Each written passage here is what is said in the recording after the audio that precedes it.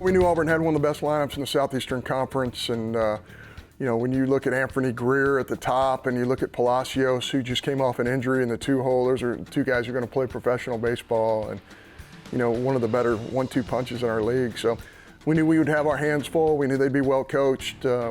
Obviously, you know, Butch Thompson and his staff is a very, very good group of coaches, and I thought we played pretty well overall, but knew that that we were going to have to pitch well against a very good Auburn lineup, and I thought we did.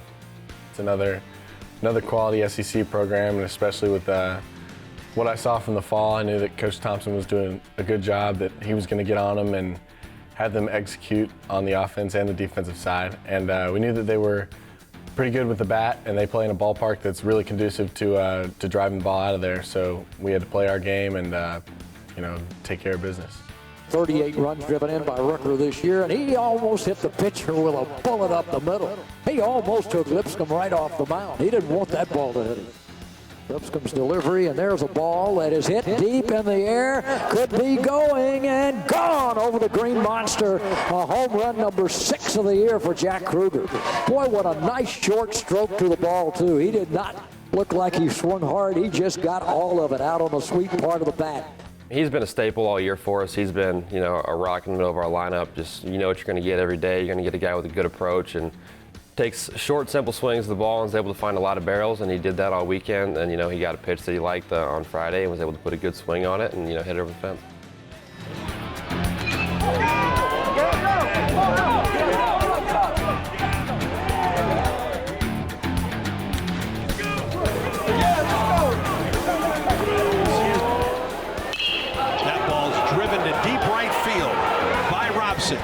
And it's off the base of the wall. He'll glide into second base with a double, his 5th of the season. Strikes him out. He has struck out Greer and Palacios back-to-back now. Dakota was outstanding, really a dominant performance, you know, between his cutter, his slider, his fastball and his changeup. I think he was pretty darn good, and just really proud of him. His last 2 outings have been exactly what we expect out of a big-time Friday night SEC pitcher. So we're just really pleased with the progress. Him going Friday for us, and he always gives us a quality start, always gives us a chance to win. And when you do that as a starter on your Friday night, and you know that you have the comfort that you got a guy that's going to go out there and give you a chance to win every single Friday, you know, that's just such a momentum booster for our club, and you know, he's done a great job all year. I just felt like my main thing was just filling up the zone. I knew they were kind of going to sit on certain things, I guess, and I knew that they were going to kind of seek different counts, and I knew Coach Thompson had them going in there with a pretty good plan. I felt like they did hit a few balls hard. It's just we made some really good defensive plays with Gavin catching 2 really hard line drives, and then Robson out in the outfield, and had a few double plays turned in the middle infield that were key. That could be 2. That will be 2. Wow, Taylor made 6-4-3 twin killer. Low backs up. Here's the pitch. It's lined to third, and it's caught by Collins in the ballgame. Collins on a line drive off the bat of Bergerine, and the Bulldogs will walk off with a shutout victory tonight.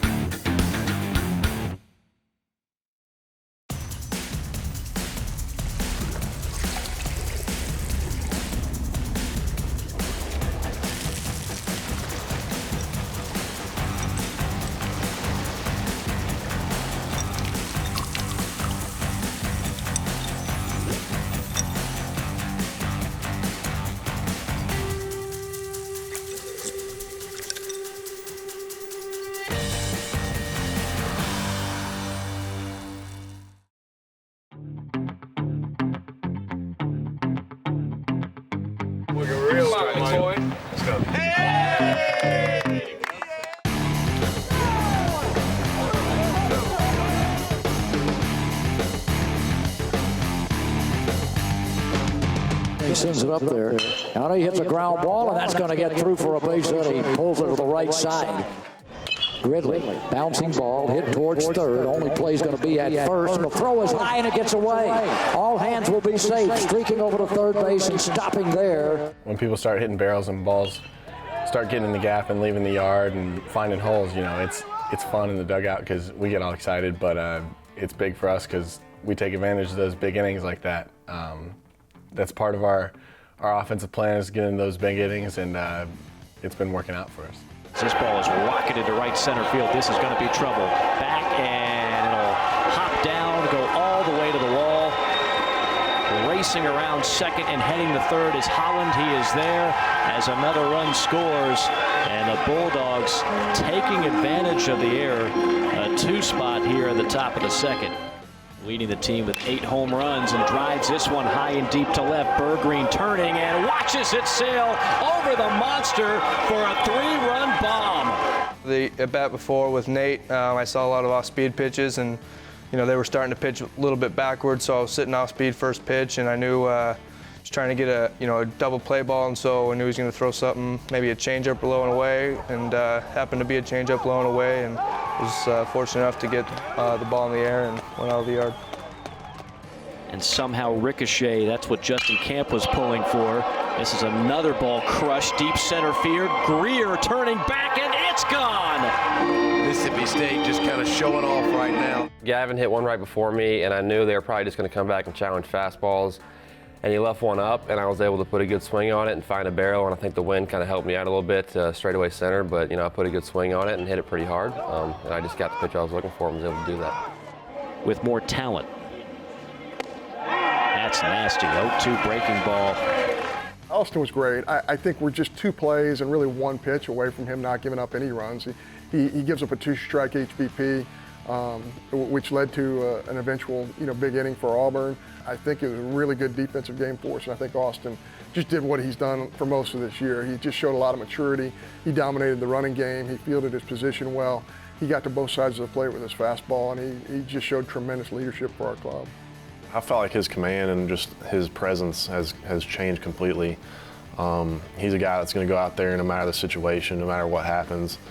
He's going to give you all he's got, and he's a consistent pitch starter for us. Gordon Cardenas first pitch, and there's a long high fly ball deep in the outfield near the scoreboard. Might go, and it is off the scoreboard. Gone for a second home run of the ball game for Brent Rucker. Second one, I was looking a little bit different. I thought they were going to probably throw off speed, and he hung a changeup first pitch, which is kind of what I was looking for, just something soft and up. And I hit that one a little better than I did the first one. But same thing, I just got a pitch I was looking for and a pitch I could handle, and was able to find a barrel. For a lot of teams are like, that's not a fun game, but for us to just keep continuing to showing that we can do it for 9 innings, and that we're locked in for 9 innings, and we're not going to stop playing the game hard until that last out is made. It's a really good feeling. Fastball line down the right field line. That is a fair ball, and it'll be into the corner for extra bases. Another run will score as Mangum, flying around third, touches home. Into second is Kruger with his second double and 3rd hit of the day. That's going to get past the diving first baseman Buenteo. Another one that'll rattle around in the corner. Kruger will score easily. And a 2-1 pitch is cranked down the left field line. That is a fair ball. How about another double? They just keep on coming. So too do the runs for Mississippi State. That's 13 of them, and the 7th double of the day. He put good swings on pretty good pitches to hit, and he didn't miss them. So it was something that's definitely been in the works for a long time, because he works day in and day out on not missing pitches, and he did a good job of getting the pitches to drive and doing what he needed to do with them. Have done a nice job. There's a high fly ball to deep right field, way back near the wall, at the wall, and Ebert can't make the catch up against the wall. That's going to drive in Mangum, and Gordon stopped, and now he's going to run, and he should get to third base, and he will, as the throw is an overthrow, but it is a nice backup by the pitcher Rodriguez up against the screen with a leaping catch. Here's the pitch. He struck him out swinging, and that ends the ball game. A foul tip held by the catcher. Strikeout ends it. Daniel Brown comes in and ends the 7th, 8th, and 9th with a strikeout. Bulldog bats are lively today. 16 runs on 21 hits, 13 extra base hits. They defeat the Auburn Tigers 16-6.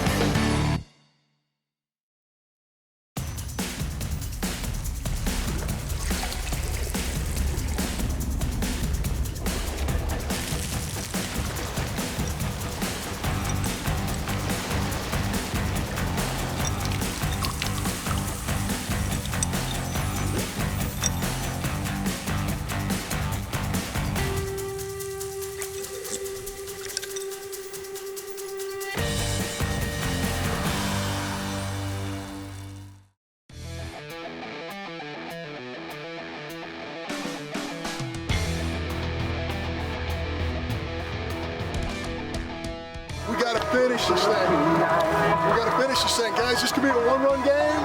We could be down. Anything could happen. Keep running the race. Keep finishing the marathon. He says, I don't want to insult your knowledge because everyone knows what's at stake, but he is pushing for us to dominate each game, and he's done a great job all year of keeping us where we need to be, keeping our heads where they need to be, and not worried about rankings or any of that stuff, and just playing each game like it's our last. Runner goes. And he's into second base with the stolen base, just his second of the year. Palacios goes down on strikes. Connor just kept throwing that fastball, and his breaking ball has come a long way, along with his changeup. Again, both sides of the plate with his fastball, and just challenged hitters. And on Sundays, it's really important in that third game to throw strikes and to challenge hitters, because that bat might not be as quick in game number 3 as it is on a Friday night. And certainly I thought he did that. And I think Connor just continues to grow every single time he goes out on that mound. Connor threw really well. He threw a lot of strikes, which is what we asked him to do, and commanded the zone, did a good job with the running game, and took care of his business. And we got the runs we needed to support him, and he's been throwing really well lately, and we're happy for him. Stretch by Mize on the pitch.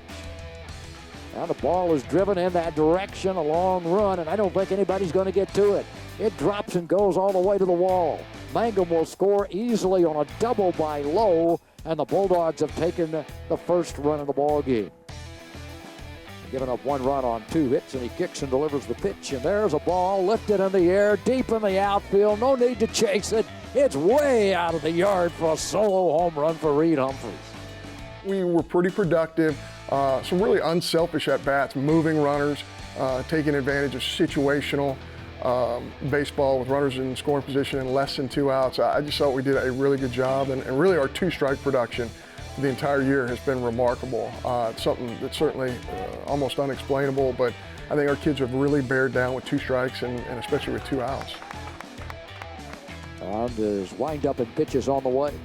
And there's a drive, and that is deep, and that could go, and that is gone for a home run for Kruger. His 2nd home run of the weekend. And he just tees off on that 0-0 count pitch and drives it out of the park. Everybody was just taking good swings at pitches that were hittable. And, we've got enough good hitters in our lineup that when we take good swings at those pitches that we like, we're going to find barrels, and we've got enough strength that they're going to go over the fence. And it's a long shot to left, and that was going to go off the wall.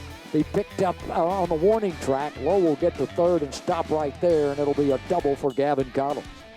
A 2-bagger for Collins. He has now a 14-game hitting streak.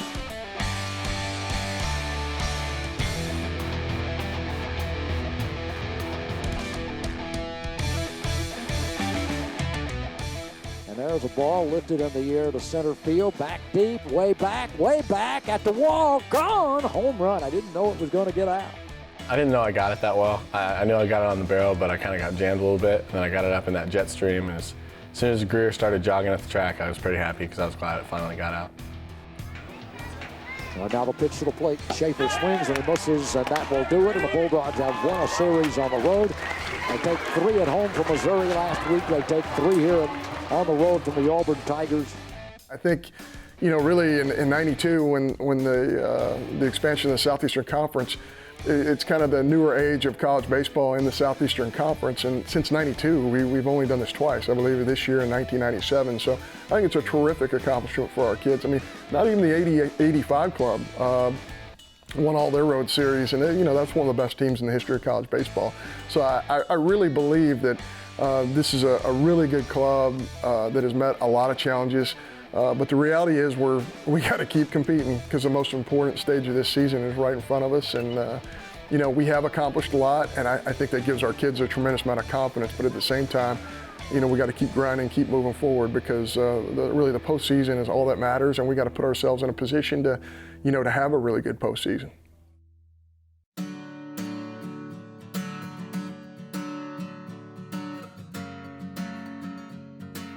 My hat's off to him. He has taken over a difficult situation, and he will make the most of it with his staff. And the reason I bring up Butch Thompson is because he had a lot to do with a lot of those kids being on the field and the development of a lot of those players as well. So hats off to him, and appreciate everything he has done for Mississippi State baseball. What's up, my brother? My class was close to him because he recruited all of us, and we were here for 3 years with him. But at the same time, we love him a lot. We had to go out there and compete as hard as we could because, no matter who's in that other dugout, our job is to win the game, and I think we did a good job of doing that. I felt like it was a little bit different at first. Like you go out and usually you may know one or two guys on the other team, but just being able to know the head coach of the other team was definitely a different feel. I felt like us going out and just competing and giving all we had was all we could really do.